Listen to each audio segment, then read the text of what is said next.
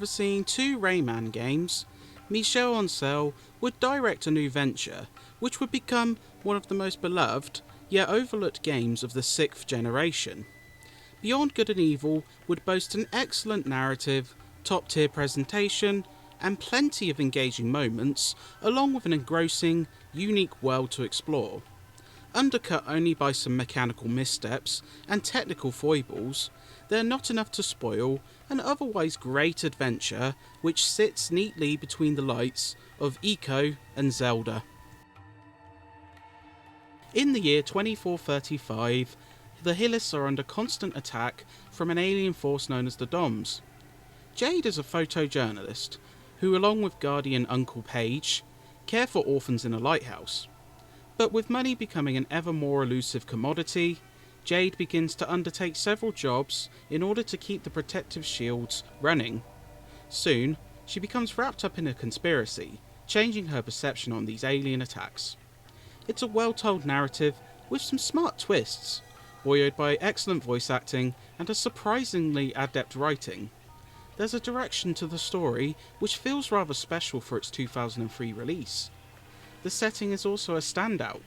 Being set in the future, the usual tropes rear their heads, including spaceships and hovercrafts for transport.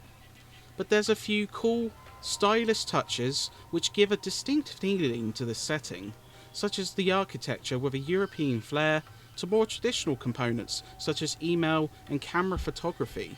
It's a world you'll want to explore. Hang on, Jade! I'm coming!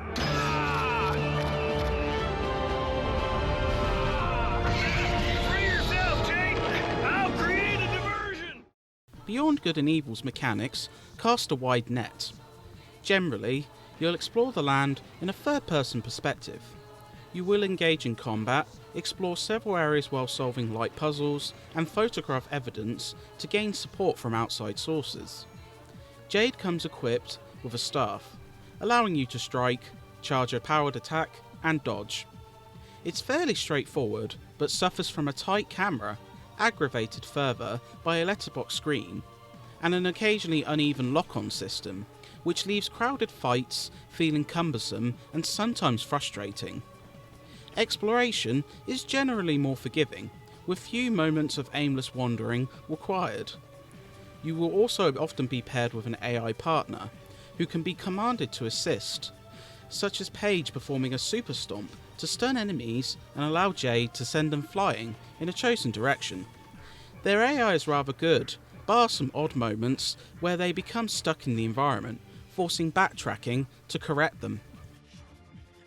One of the strongest elements of Beyond Good and Evil is perhaps the simplest: photography. Jade is always armed with her camera, and proves a key part of progressing the story, as evidence is needed to convince those on the outside of the conspiracy. But one of the more engrossing parts of the game is taking photos of wildlife for the Science Institute. It's a therapeutic, addictive activity which sees you attempting to find the right frame and zoom to snag a perfect shot. Some animals require patience, only revealing themselves during certain animations. Others require handiwork to reveal, such as disengaging lights in order for them to appear. Each completed reel will reward a new one, as well as pearls. It proves rather rewarding, and, perhaps setting the groundwork for future games, which include photo mode, Jade can also take a small handful of photos outside of work.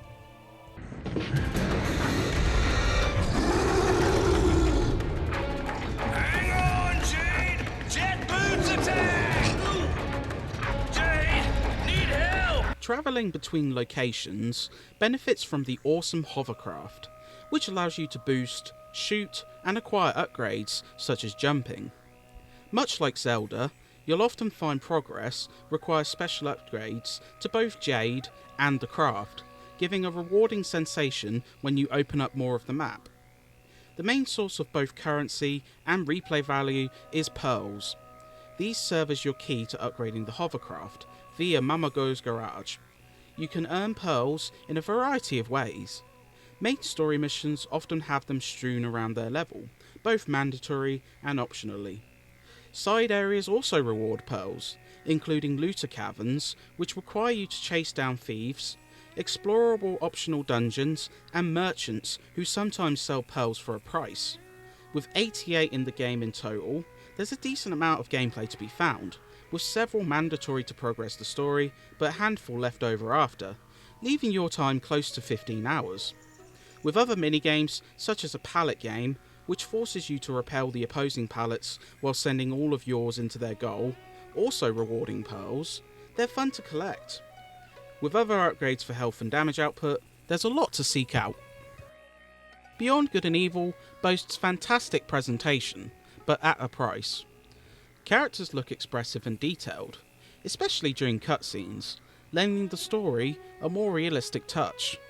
The style mixes Rayman cartoon aesthetics and more grounded elements to success, giving the visuals a distinct look. The maps are fairly large, filled with NPCs such as other ships sailing and pedestrians exploring the town, making the game feel alive. But technical foibles can spoil the look with some severe frame rate problems during intense moments, be it crowded cityscapes or action. It is a real shame. The sound is more consistently fantastic. The voice work is surprisingly adept, which along with a great script, feels cinematic in quality. The music is mostly high quality too, with a lot of tracks from a variety of genres which convey the spread of cultures throughout Hillis. The sound effects, from the little jingle which plays when making a breakthrough to slight sci-fi bleeps, are great as well.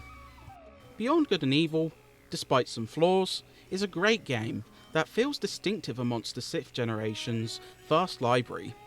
With a pinch of Zelda, an admirable dash of originality, and a quality presentation, it feels compelling from start to finish.